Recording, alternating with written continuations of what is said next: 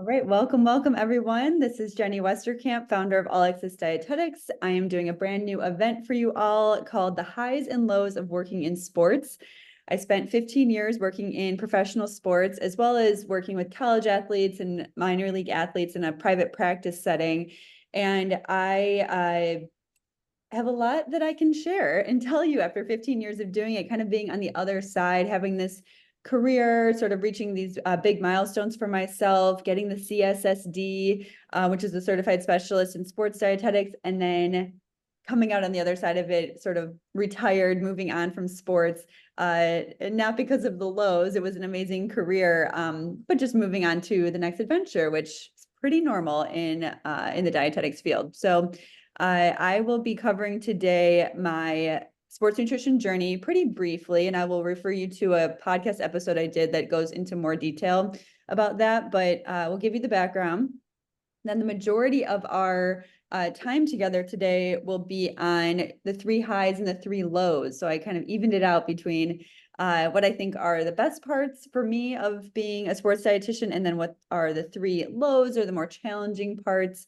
And then we'll talk about choosing a career in sports, and I'll put on my mentorship hat and tell you what I like, questions that I think you should be thinking about when deciding if you want to go into sports. Of course, I think definitely trying it is going to give you like the most information, but having these reflective questions either before you do that or during is going to be very helpful. I'll share a handful of resources, and then I'll definitely save time for questions at the end, because I do think people tend to have more questions for something like this. And I would not hesitate to put questions in the chat throughout. I'm do these events all the time. I've been doing webinars for like 10 years now. Very good at monitoring chat and talking. So please contribute, comment, ask questions, because I think it'll just be more interactive that way. And even if you have an experience, if you're a sports dietitian and want to share something related to what I'm sharing, I would be glad to hear it and hear different perspectives. All right.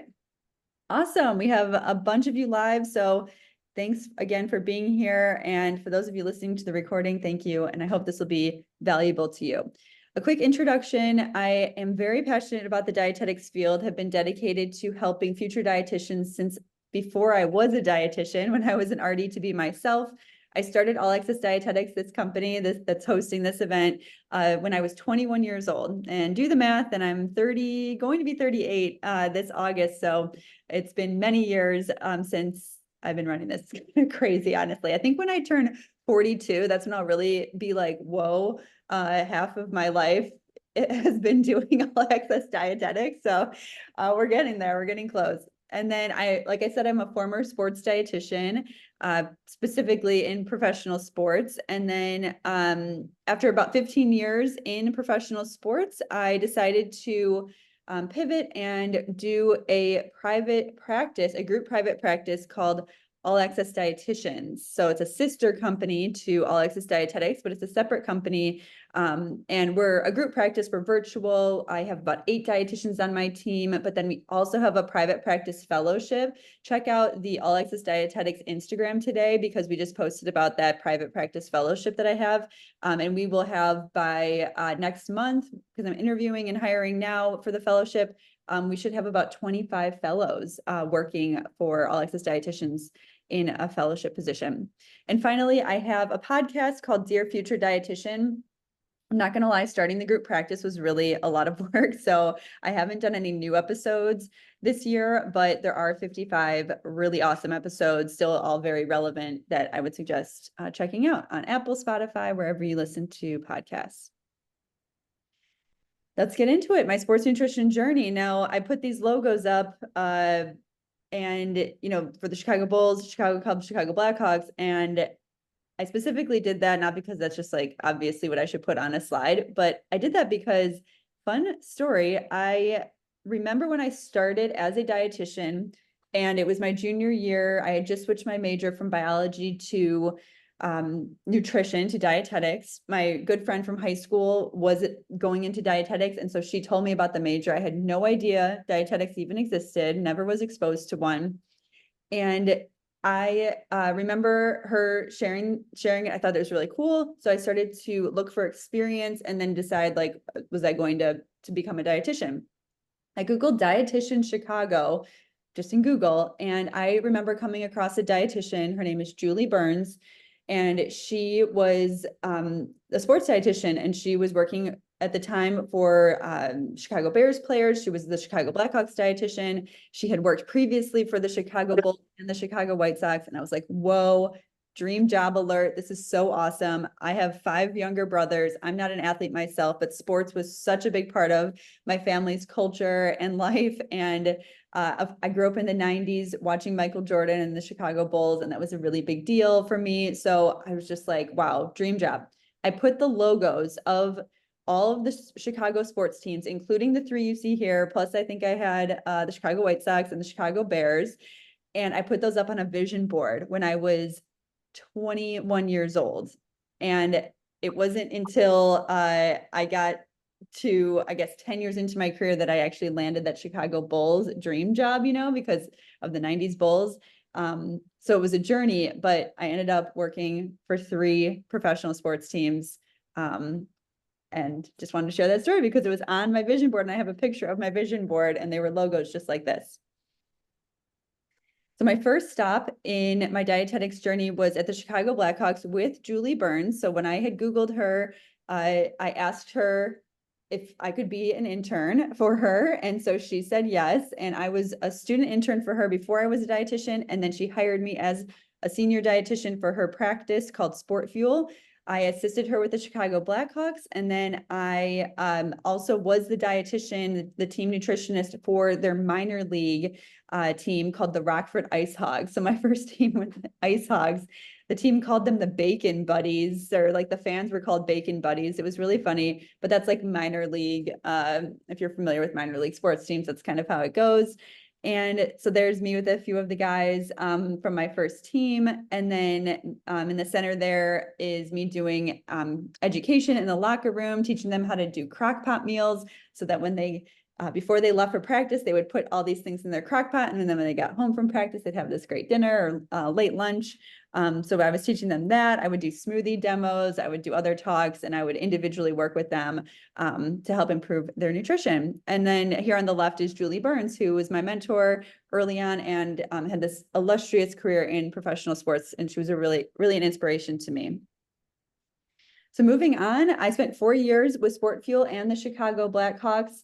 It was great. But then I ended up, long story short, needing more of a full-time role. So I ended up combining 2 roles, one with this food delivery service called Kitch Fix. And then I was recruited by the major league dietitian at the Chicago Cubs in 2016, where she basically pitched a minor league nutrition program with the Chicago Cubs and me to run that. It was really incredible. And it was, if you listen to the first episode of Dear Future Dietitian, I go more into that, but I'll just keep it brief for now.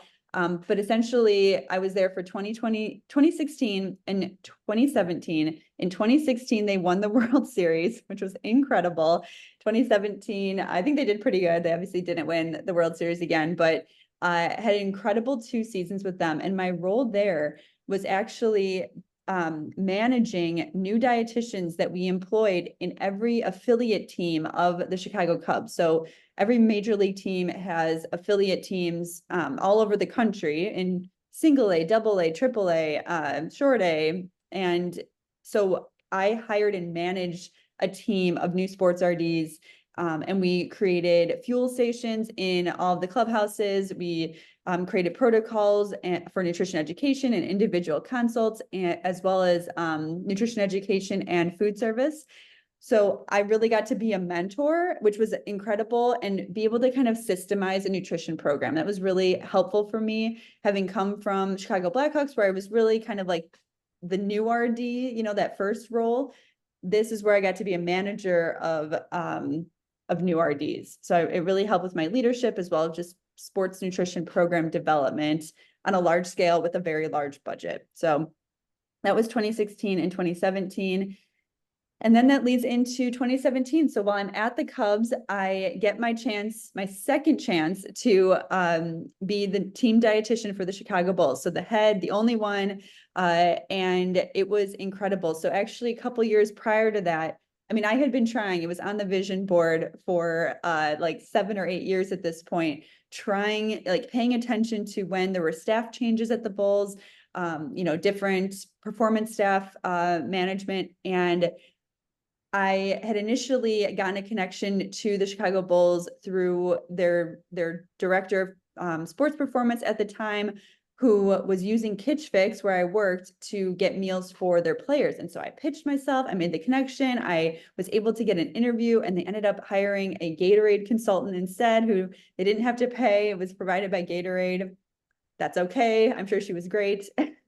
But then a couple of years later, now I have the Chicago Cubs experience under my belt. I'm much more, I know a lot more about developing a whole nutrition program, and was able to get a second chance by being introduced through a connection that I had for a very long time with an athletic training company, introduced me to the sports doc, the orthopedic surgeon for the Chicago Bulls, who then asked me to do a talk in San Diego for the American Association of Orthopedic Surgeons, met the team psychologist for the Chicago Bulls at that talk, who was also, on the panel with me. She introduces me to team ownership, which then gets me an interview with the new performance staff, and they were looking for a new solution for dietitians that year in 2017, and I got the role. Yay! Okay, so I got the dream job, and I spent 5 great years at the Chicago Bulls through COVID and the pandemic, but 5 great years in really growing as a sports dietitian and developing a lot of skills. Now, that's the journey. Like I said, I left the sports world. I mean, I can share more of that, and it wasn't basically how I explain it is, I got to the point where I was like, do I want to get better at this? Do I want to continue to grow as a sports dietitian, or do I want to continue to grow and challenge myself as a business owner? So especially when I was at the Bulls, that's when All Access Dietetics and its growth was really taking off. We had many employees. I was getting really good in the CEO role and understanding how to build businesses. I was getting more confident there, and it was really exciting. And that's what gave me a lot of energy to start another like bigger business with the group practice, All Access Dietitians. And I realized I just couldn't handle the demands of running All Access Dietetics, All Access Dietitians, and trying to be the best sports RD and putting in the effort it takes to continue to grow as a sports dietitian. It became like past Jenny's dream job, not future Jenny's dream job, which is much more in business and entrepreneurship. So that is why I made the decision to retire from sports and really focus on other skills that I wanted to get better at and grow as a leader in business. Here are my highs and lows, though. And the disclaimer is every job has highs and lows. I mean, every job, every industry. And so this is just one perspective. This is one dietitian with one set of experiences. I was only in professional sports, so I don't have as much to say about collegiate, but I can share some things that I know about it. And it's one person's perspective, but I really hope it helps you. And I know that if I was in your shoes and I was thinking like, if you have professional sports logos on your vision board right now, I'm glad you're here listening to this and you get to hear what I didn't even get to hear, before I started my career. And I think it'll help you just know what to prepare for, how to develop and prepare for these types of highs and lows and be a great sports dietitian regardless. And decide if it is the right career for you. Okay. So we'll start with the first high, free food. Okay, free food. And it's a light one. We're starting up light here. But yes, the highs of being around great food, around talented chefs, great catering. You're kind of, depending on the role, you're usually involved in the food service. So you end up, being able to save on food expenses, right? Because you'll have a lot of meals provided by the team, the college, wherever. And there's a lot of nutritious options in the workplace. So when you think about how where we spend our time at work is a large part of our lives, and we know well-being is important and access to healthy food. And so we know that usually if they're hiring sports dietitians, there should be nutritious options in the workplace. So that's my first high for you, is the free food. And then let's go into the lows. So we'll stick with the food theme here. And one thing that I didn't realize is how much food service there was for me especially in my last job, but also with the Cubs, with both the Cubs and the Bulls with food service. So I was responsible or my sports RDs at the Cubs, the ones that I hired, were responsible for coordinating and managing breakfast, lunch, pregame, postgame, as well as recovery, fuel and smoothies and everything, and being the point person on call for any urgent needs. I know with college and pro, this is really different. When you think about college, you think about a sports RD might be responsible for many teams with different schedules. In pros, it's obviously one team that you're responsible for, but it can be a lot. And when I say low, I feel like it's challenges. It's not like I was sad like doing it, but it is a challenge. You're responsible for all the meals. You're really like a catering manager, and you do work with the catering managers as well.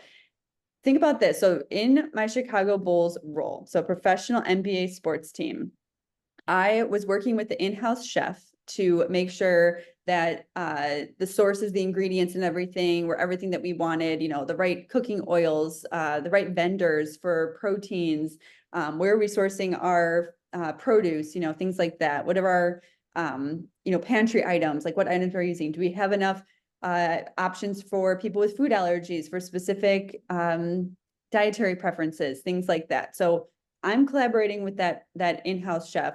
For the first 3-4 years that I was there, it was not someone that didn't have a nutrition background. The last year I was there, I hired the chef, and who's also a dietitian, who then replaced me and continues on with the program. So that was a lot different working with a dietitian. But in the first 4 years, I was working with someone that didn't have as much knowledge or background in nutrition. So then I'm educating them and also working with them to tweak recipes and make them more appropriate for the players, for the team. And then, so that's like the in-house. And then there's the fuel station that I'm running. So I'm running like a little shop. I'm ordering all of the ingredients for the fuel station, the frozen fruit, all the add-ins, managing all the supplements, which is sort of food service, but not really, we know. And then from there, then I'm managing all of the menu options at the hotel for travel. I'm managing all the food that's on the planes there and back for every single road trip. I am managing what food is offered for pregame before every single game, both home and away, and every post game, both home and away at the arena. And also recovery smoothies post game. Any food that the team is providing, I am in charge of. And then on top of that, I was in charge of all the players' personal chefs. So if they needed help, usually if it was like a new player, they had just come from another team, or they were a rookie and they didn't have any connections necessarily in Chicago, then I was connecting them with chefs for interviews, and then working with those chefs to make sure they had everything on the player, and we were aligned on like portion sizes, timing, quality of ingredients, all those things. So all things food, right? But then think about this. When you're responsible for all those things, you're the one getting the complaints about all those things, the requests about all those things, which is fine. And also if things go wrong, then you're getting the call. And so I'll tell you a story about a time when I was on call, of course, with the Chicago Bulls, and they were on a road trip in Orlando. Which is Eastern time, and I'm Central time, so it's like an hour later. It's a Saturday night. And so I don't travel with the team. So I'm at home, going out to dinner with my boyfriend, and we are trying to have a nice dinner.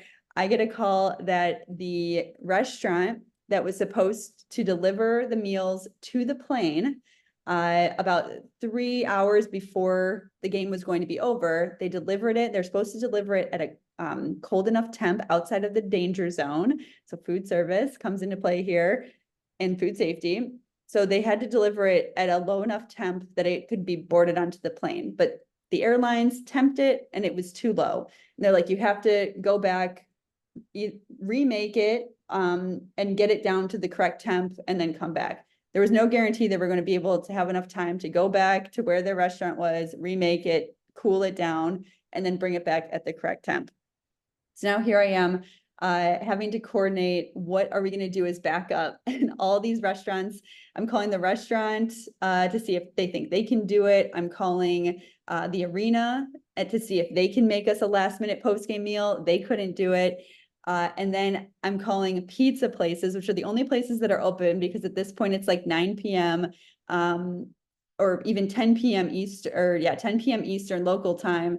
And I'm like scrambling around, making so many calls between my boss, the airline contact who needs to know who's coming for the meals, the current restaurant, as well as finding a new food vendor for this. Very long story short, because we only have an hour together here, it took me about almost 2 hours to coordinate and to figure out how we were going to do this. And it turned out that the original restaurant was able to make it in time. And we had pizzas delivered to the plane directly outside of the plane. And players just brought pizza boxes, as well as the catering that was on the plane. They get back for morning practice the next day. They're like, Jenny, that was an awesome meal. We've never had both pizza and catered meal, and the catering was really good too. I was like, you're welcome. That was really a hard, annoying thing, because usually it would have been all set. I would have had nothing to do. It would have just happened, been good, planned, and that was it. So again, I wasn't sad when I was doing it, but it was a big challenge and something that you do have as a sports dietitian. All right.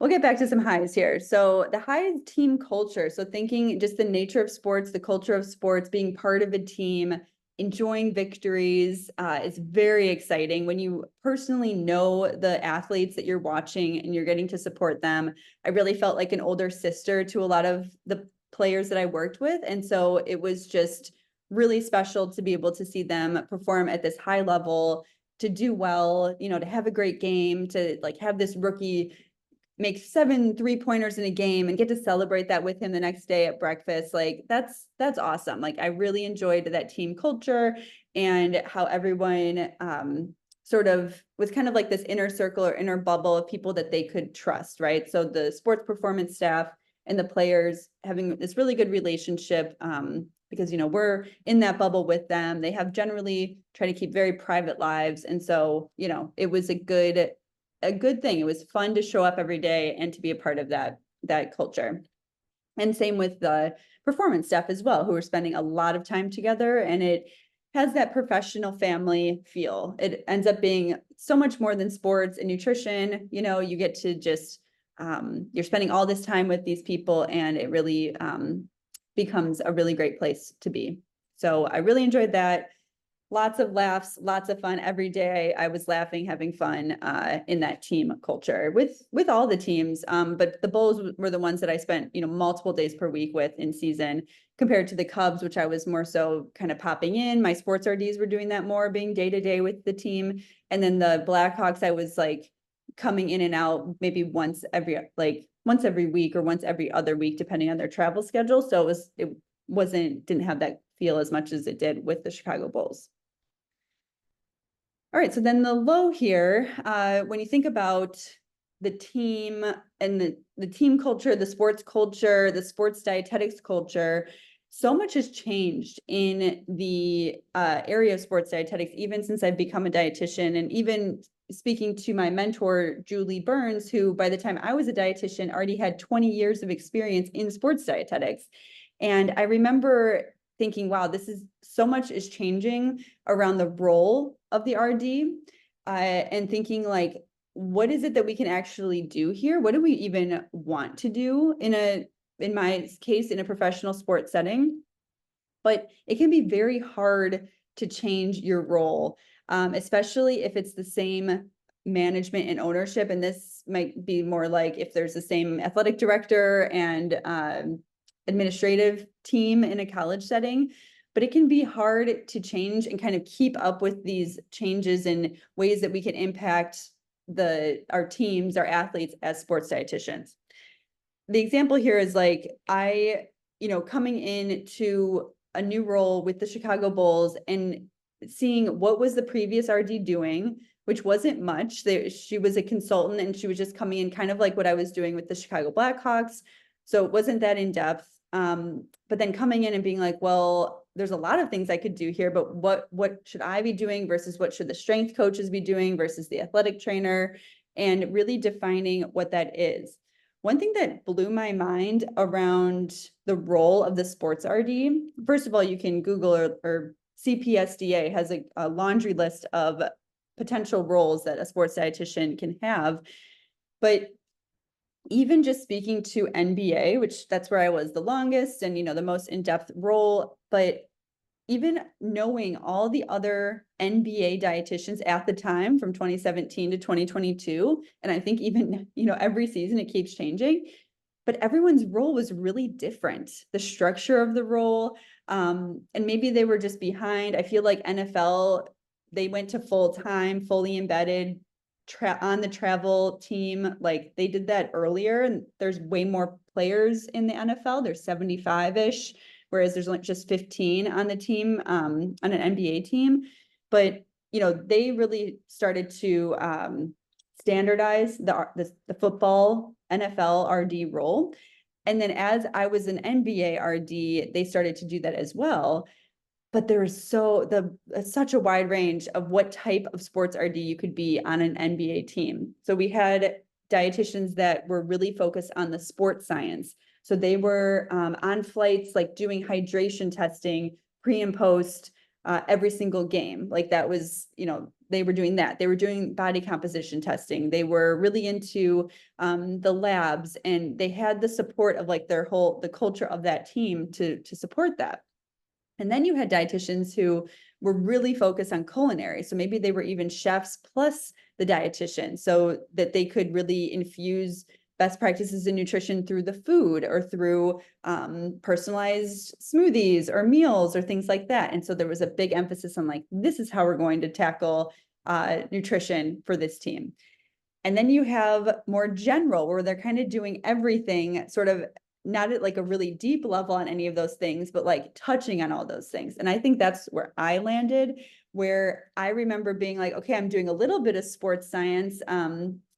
It wasn't that intense. It was kind of like conventional. And that was more due to what the people before me were doing. So it was, again, hard to change that.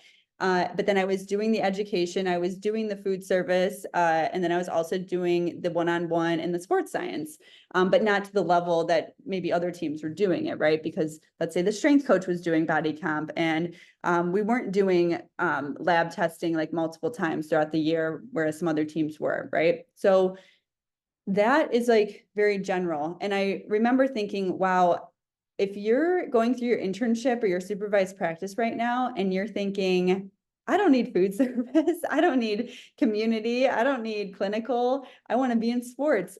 All of those things I used. Every single rotation I had in my internship, I used my clinical hat, I used my food service hat, I used my community hat, for things like education and talks, and learning even about their backgrounds growing up, and cultural sensitivity, and thinking about social determinants of health. Like, I used it all. So that was my role and how I played in that. And then I also ran the fuel station.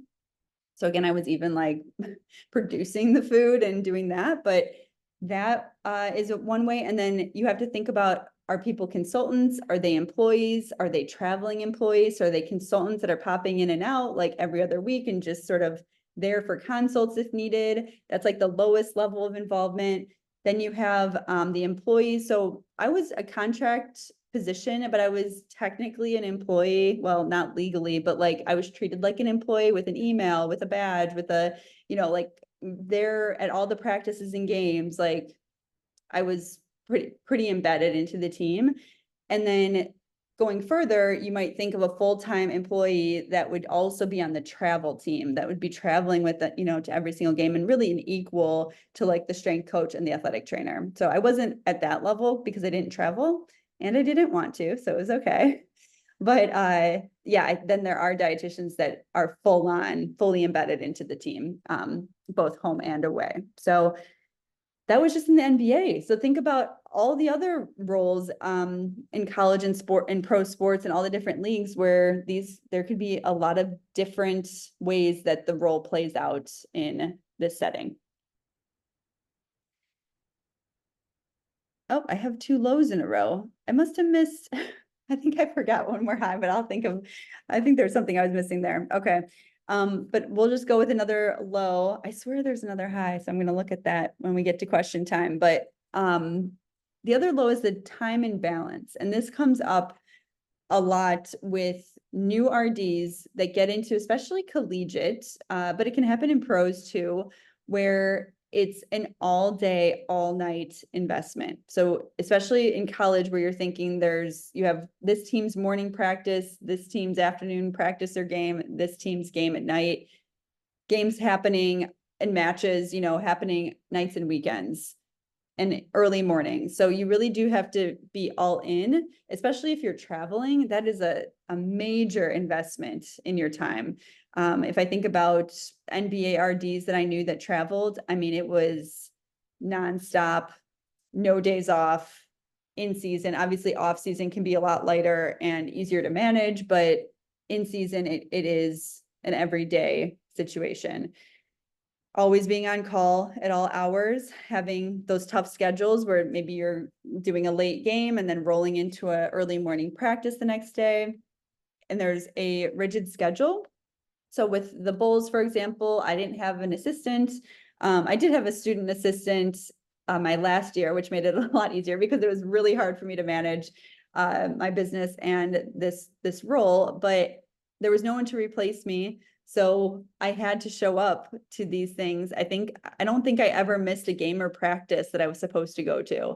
And luckily I didn't get sick. And I think one time I got sick during COVID, even though I didn't get COVID, but I missed one game like the whole time, the 5 years that I was there. So yeah, you were all in, and I had to schedule my vacations in specific times of year, based on the schedule of the team that came out. That's when I could look at, when was the team gone, so that I didn't have to be in Chicago if I had something else I was doing or taking a vacation. So yeah, the time and balance is real. And I know that many sports RDs do feel that way. Again, this can happen in any role, but there are unique challenges to sports, just given the fact that they can't change game times and also games can get rescheduled. And thinking about even in baseball, my dietitians that were working in the minor league teams had some very long days where there might have been rain delays or canceled games and then having to do a doubleheader the next day. So you're really at the mercy of the sports schedules.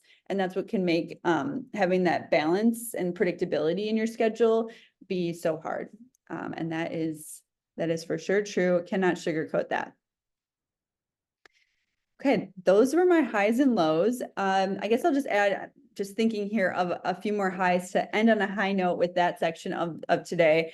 I think about how I was really inspired by the people that I worked with, whether it was the actual players themselves, but also the staff who had immense experience and many, many years and even decades of experience, who I learned a lot from, sports psychologists, as well as directors of performance management, athletic trainers, people that really had a lot of wisdom and knowledge about the culture of professional sports, as well as life, honestly, because it's a really unique experience to be in that world with them, being not a professional athlete, but like working right alongside and witnessing what it's really like and being behind the scenes, and the amount of dedication and work that goes into this role, both from the staff as well as the players. It was just incredible to witness, and it made me work harder. It made me find my internal motivation, just like they had to find their internal motivation to to go after a goal and to perform really well at the highest level you could. I felt like working in professional sports, like, and I'm sure this can happen at all levels, right? But it was like, I had a microscope on me of being a really good dietitian. It forced me to really know what I was doing because I was the only one doing it. Management was on me. They were making sure the players were listening to my recommendations. And I had to do a really good job of having relationships with those players, getting them to trust me and knowing how to guide them through behavior changes that were good for their performance. Made me be a better dietitian because I don't think I had those skills going into it, and I had to teach myself those. And it was all motivated by wanting to be at that level, be like a pro at sport, being a sports dietitian, being at that pro level. So that is my high. And I think that was what made it so worth it and allowed me to even come into starting a group practice after that, knowing that I had this very high standard of what I wanted for the team, my dietitian team at the practice, as well as with the fellowship. Like, we're not just going to be amateur dietitians. We're going to be professional dietitians, professional level MVP status. And that's what working in professional sports was able to do for me. So I'm incredibly grateful that it pushed me in those first 15 years to, really set me up to have great years ahead, hopefully the next 15 years. So that is what I'll end on with the high there.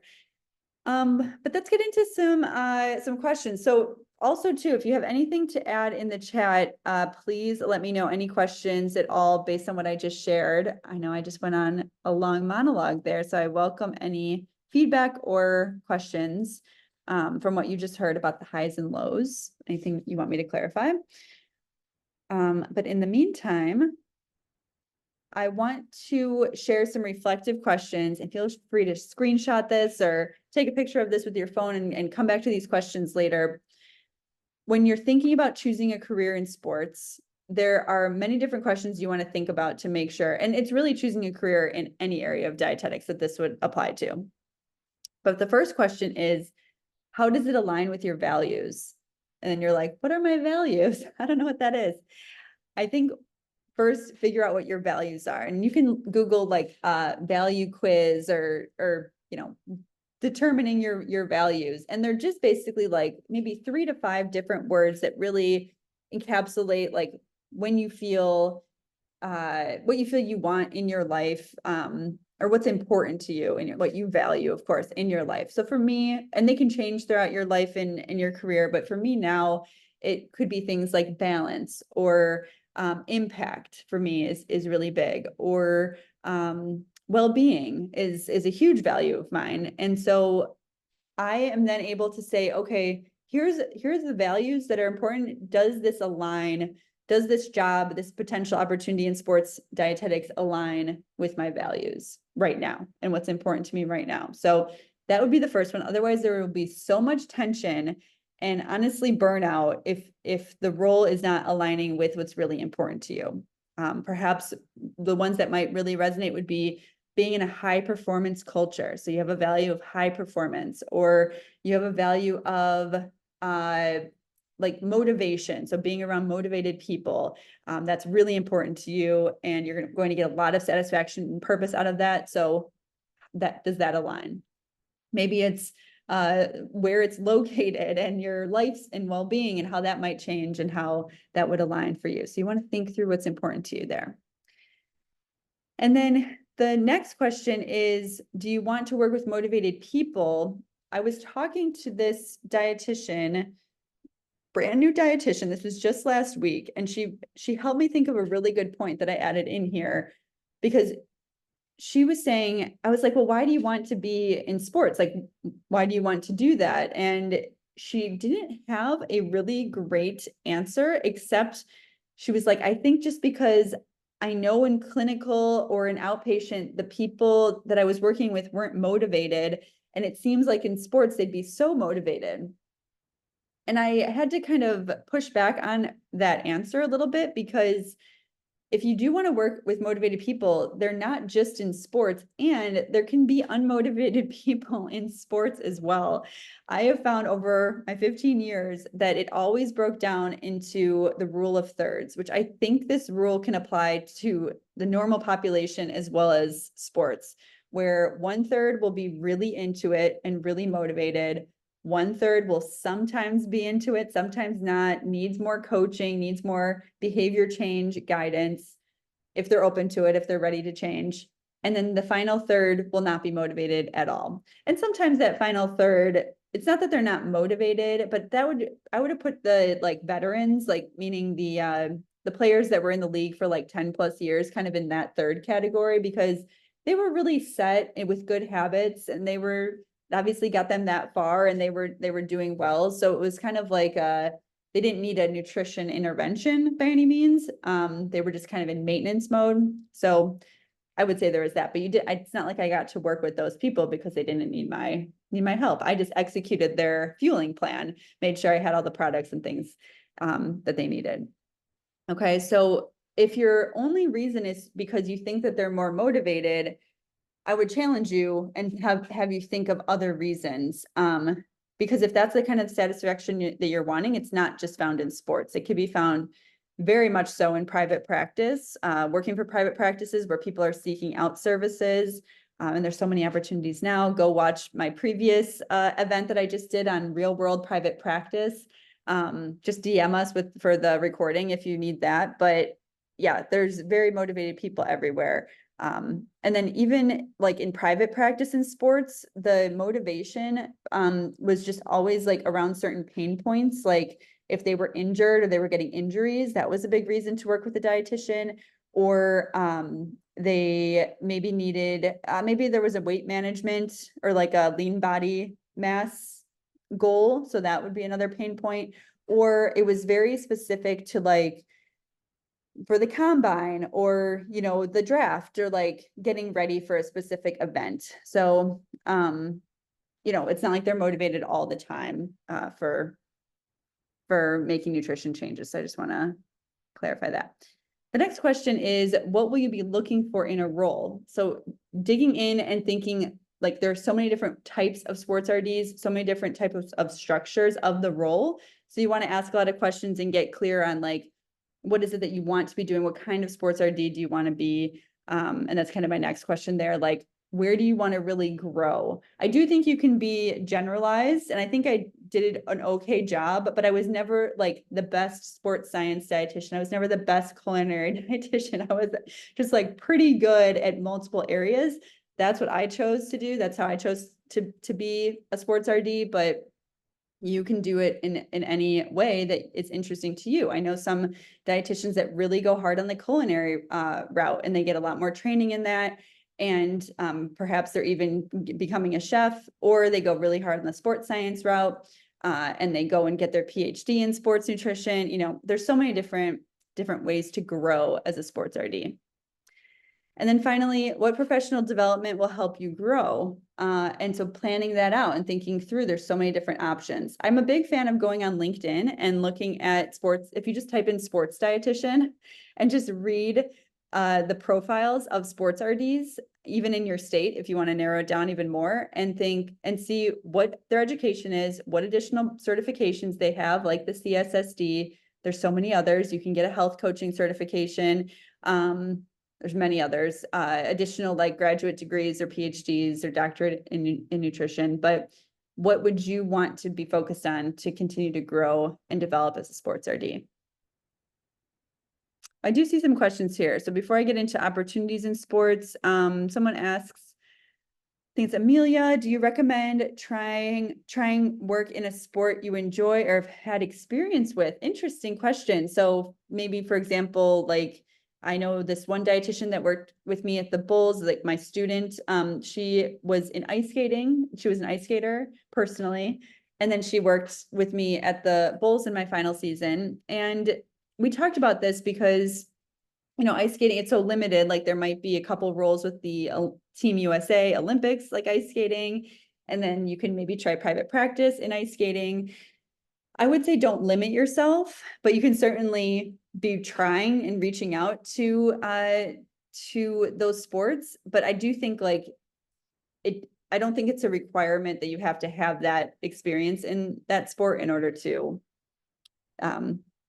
work in that sport. And I was kind of rare in that I wasn't a former college athlete or anything, or even high school athlete.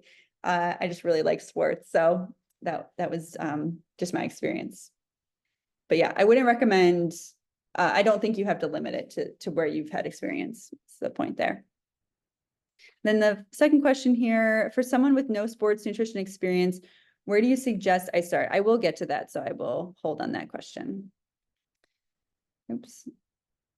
So opportunities in sports, you can see here, there are many different areas. So it's not just pro sports, but also college, university, high schools, even, we'll have the opportunity to work with athletes, private practice, tactical, so military, hires dietitians, fire departments, police departments, athletic clubs and gyms, research. Then you have industry roles, so working for like supplement companies, working for sports nutrition tech or apps. There's sales roles, food corporations, rehab centers that hire sports dietitians, consulting, and all the sort of like entrepreneurial opportunities that could be applied to the sports nutrition niche. So many different ways to get into the field. And I would say, I did professional sports, but I was also in sales for Kitch Fix. So Kitch Fix was the meal delivery. They started catering to sports teams. And then I ended up helping them get into other sports teams as the food service for those teams, like the in-house food service. So they ended up doing the Chicago Cubs and then like 6 other MLB teams, which I was in a sales role for that. And I networked with all the other MLB sports RDs and got them that business. And obviously I got compensated for that. So that was a way you had another opportunity. And then I also was a consultant for a supplement company who paid me for my opinions and my advising on development of these supplement packs for athletes. So definitely. And I think I also had consulting, for Vital Proteins as well. I did speaking for them when they were launching their Certified for Sport line of protein. So so there's definitely opportunities beyond, working with just, for a team.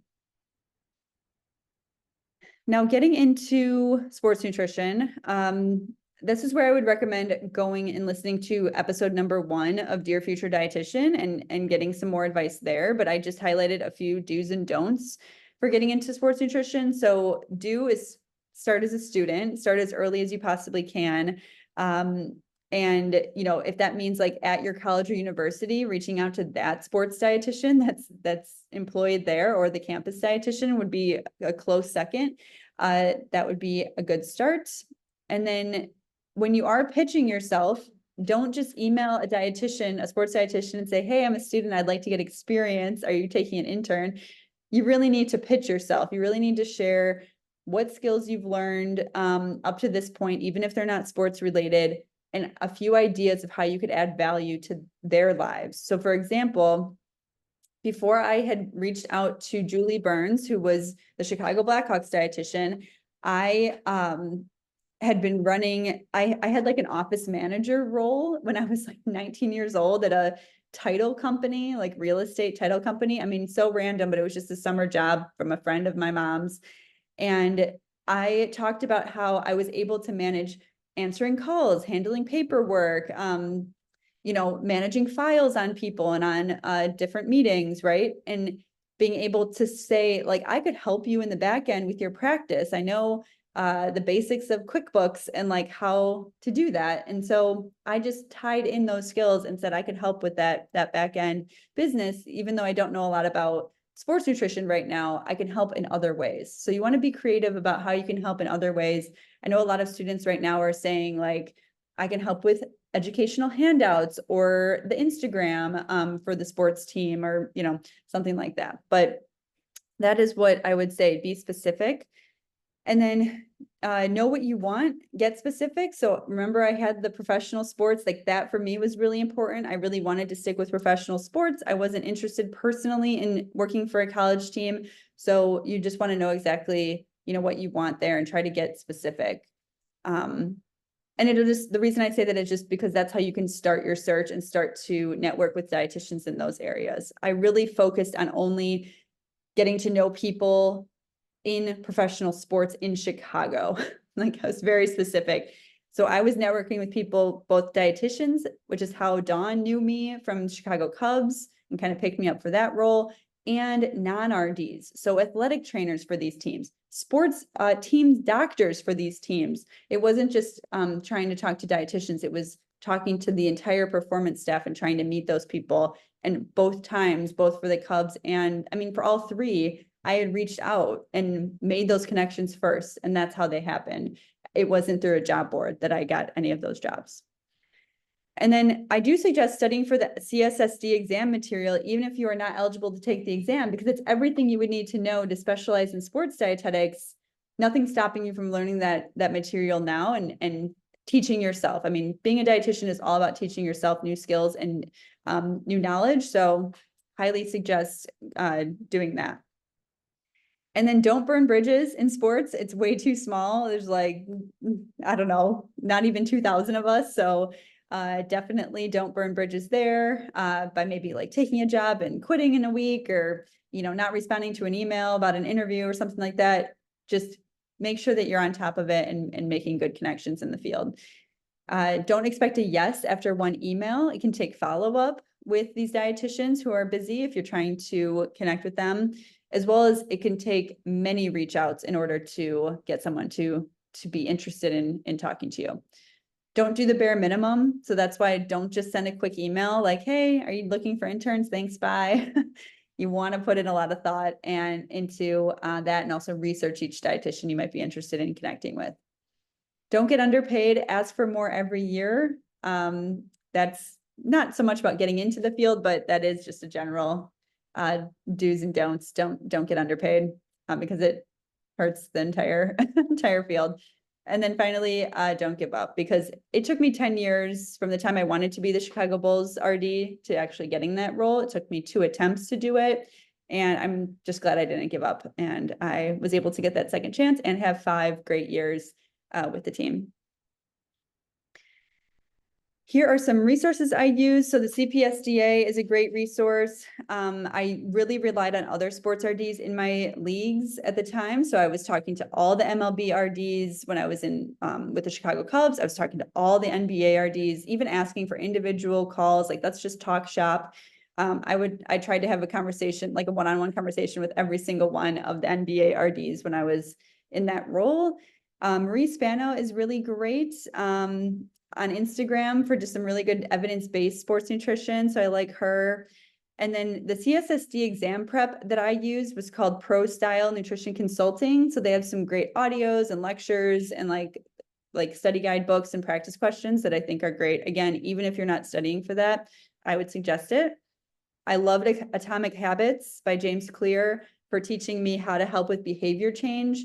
I did take that a step further and work with well coaches, which I'll tell you about here in a second, but that was a great first start, because we have to help these athletes not just know what to do, but they have to actually do it. So there's a big behavior change component. And then Precision Nutrition, I like their handouts and education. They're really simple ways to just not reinvent the wheel and use their education on the basics of macros. And finally, Real World Sports Nutrition, that is on All Access Dietetics, but that's by Jessica Isaacs, who's a great, she worked in college and pros, sports dietitian, has a great Instagram if you don't follow her already, but she has a toolkit she made in partnership with us. It's her toolkit called Real World Sports Nutrition, and it's on allaccessdietetics.com. All right, we only have a few more minutes here. Sorry, that was a lot longer than I thought. I see the questions coming in, so please do start to type in your questions. I just have one more slide here, but I had mentioned briefly, I wanted to be that general RD, but one area that I really had the microscope on me was helping these rookies, especially rookies that they were really hoping were going to be the future of the team. You need to help them change their bad habits, that they brought in from college or just from growing up, and really help them change. And I didn't really have the tools to do that initially. So that's where I started with Atomic Habits to learn more about how to create habits that actually stick, because we know athletes love routine, and all humans, once things become habit and it can be more automatic, they're more likely to do it. But then I took that a step further with Well Coaches training. And so then we partnered, All Access Dietetics partnered with Well Coaches to do what we call the dietitian coach approach, powered by Well Coaches.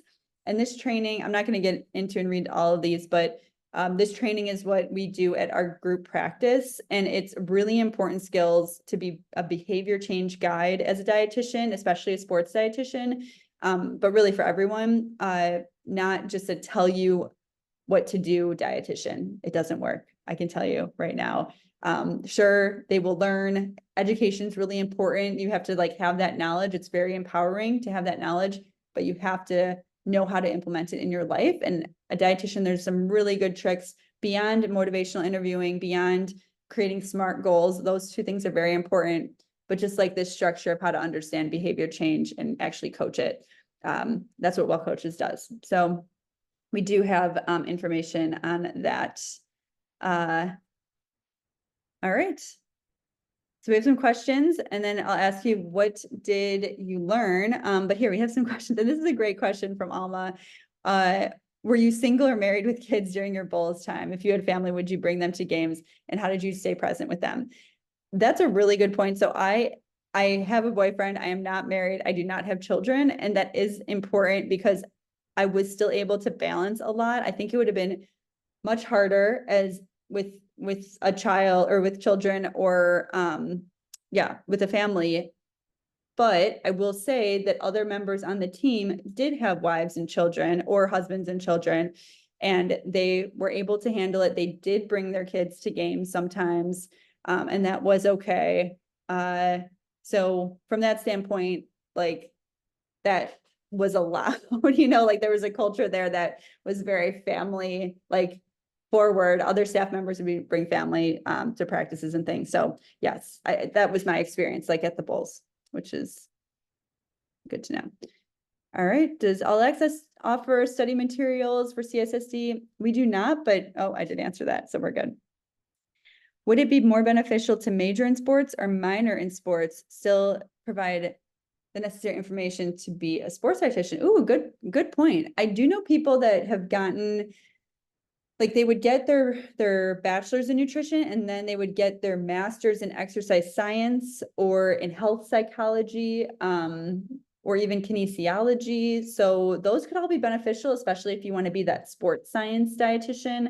But I can only speak, I had a very general, I was a very much like taught myself. I didn't even get a master's. I don't have a master's. It wasn't required, excuse me, at the time, but I taught myself and I got the CSSD as soon as I could. And I felt like that really empowered me to know the basics and know what I was doing as a sports RD. So, but yeah, if that's exciting to you, if you find a great graduate program that's related to sports, then yeah, that could be good. And it might even include like more experience in it, which is always a good thing to get more experience, maybe in like a graduate assistantship or something like that. All right. Do you think the role of a virtual assistant when it comes, or virtual assistant would be relevant when it comes to interning for a sports dietitian? Only if you were like you want to be exposed to the critical thinking that's involved in being a sports dietitian. So being able to sit in on sessions, being able to see an intake and see the recommendations of the sports dietitian, like seeing fueling plans, how those are made. I would just want to make sure you were a part of the application of the sports science, not just like only making a handout or something, right? Where you're just focused on the knowledge of sports nutrition. You want to see how it's applied in the real world. And so if that's happening in the VA role, then that's great. But if not, I would be thinking like, how can you get more application exposure? And then how would you recommend finding a mentor or a way to get hours for a CSSD? LinkedIn is incredible for finding people, as well as CPSDA has a whole directory once you're in as a member. So you literally have access to every single person's email, contact information, and you just have to have you should probably narrow it down, have really strong pitch, and do your research on those people before you apply, and that'll give you the best chance of them responding. All right, I think that's all we have time for. Started a couple minutes late and a couple minutes late, but please do reach out if you have any questions or you're interested in that dietitian coach approach training with well coaches that I did, or we talked about the real world sports nutrition toolkit. So you can just head over to our website to check both those things out. If you go to How We Can Help, they'll both be on there. So yeah, I hope this was helpful. And thanks again, like I said, for showing up live. Always appreciate the questions and the audience. So appreciate this. I hope you enjoyed the highs and lows of working in sports. Have a good night, everyone.